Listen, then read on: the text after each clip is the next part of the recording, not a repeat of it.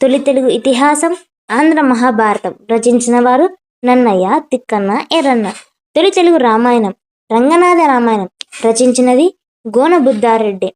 తొలి తెలుగు శతకం వృషాదీప శతకం రచించిన వారు పాల్కూరికి సోమనాథుడు. తొలి తెలుగు పురాణం మార్కండేయ పురాణం రచించిన వారు మారన. తొలి తెలుగు ప్రబంధం మనుచరి రచించిన వారు అల్లసాని పెద్దన్న. తొలి తెలుగు యక్షగానం సుగ్రీవ విజయం రచించిన వారు కందుకూరి రుద్రవీణ కవి. తొలి తెలుగు అచ్చు తెలుగు కావ్యం యాయాతి చరిత్ర పున్నగంటి తెలగనార్యుడు. తొలి తెలుగు నాటకం మంజరి మధుకరీయం కొరడ రామచంద్ర శాస్త్రి. తొలి తెలుగు నవల రాజశేఖర చరిత్ర రచించినది కందుకూరి వీరేశలింగం. తొలి తెలుగు కథానిక దిద్దుబాటు రచించిన వారు గురజాడ వెంకట అప్పారావు. తొలి తెలుగు యాత్రా చరిత్ర కాశీయాత్ర చరిత్ర రచించిన వారు ఏనుగు వీరస్వామి. జ్ఞానపీఠ పురస్కార గ్రహీతలు విశ్వనాథ సత్యనారాయణ కవి. శ్రీమద్నారాయణ కల్పవృక్షం రచనకు జ్ఞానపీఠ పురస్కారం వచ్చింది.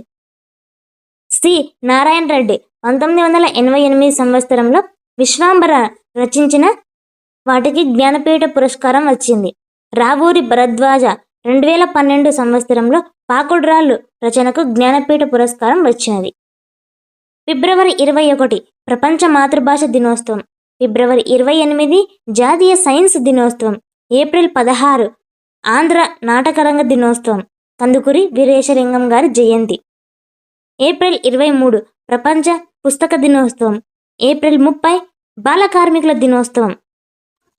జూన్ 5 ప్రపంచ పర్యావరణ దినోత్సవం.